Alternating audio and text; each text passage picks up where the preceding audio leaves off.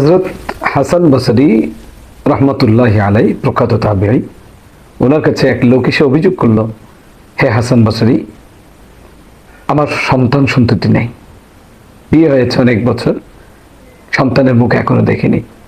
হযরত হাসান বসরি রাদিয়াল্লাহু তাআলা আনহু তাকে পরামর্শ দিলেন, তুমি বেশি বেশি ইস্তিগফার করো।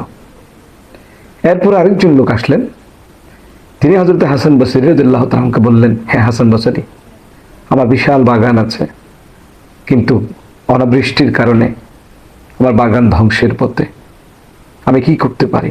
হযরত হাসান বসরি বললেন, তুমিও ইস্তিগফার করো, বেশি বেশি আল্লাহর কাছে গুনার ক্ষমা চাও।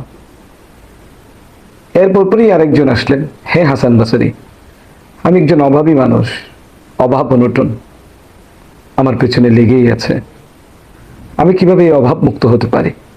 হযরত হাসান বসরি তাকেও পরামর্শ দিলেন, তুমিও বেশি বেশি ইস্তিগফার করো। এই তিনজনকে একই পরামর্শ দেওয়ার কারণে ওনাকে জিজ্ঞেস করা হলো, হে হাসান বসরি, আপনি পরপর তিনজনকে একই পরামর্শ দিয়েছেন। যার কাছে সন্তান নেই তাকেও বললেন যে ইস্তিগফার করো, যিনি অনাবৃষ্টির দুর্ভিক্ষের অভিযোগ নিয়ে এসছেন তাকেও বলেছেন ইস্তিগফার করো, আর যিনি অভাবের অভিযোগ নিয়ে এসছেন তাকেও আপনি বলেছেন ইস্তিগফার করো। এর কারণ কি? এর পেছনে রহস্যটা কি? তখন তিনি আল্লাহর কোরআনের সূরা নূহের আয়াতে কারিমা তিলাওয়াত করলেন।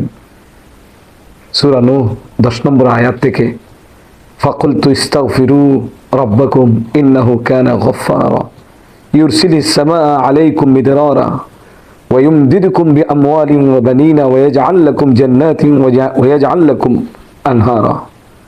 এই আয়াতের তরজমা হলো যে তোমরা তোমাদের রবের কাছে ইস্তিগফার করো, নিশ্চয়ই তিনি গুনাহ ক্ষমা করেন, ক্ষমাশীল, এবং তিনি আসমান থেকে বৃষ্টি বর্ষণ করেন এবং তোমাদেরকে সন্তান দেন, সম্পদ দিয়ে থাকেন, এবং তোমাদের বাগানকে তিনি সাদাব করে থাকেন, এবং তোমাদের জন্যই তিনি পানির প্রস্রবণ নদীর স্রোত দ্বারা তৈরি করে থাকেন।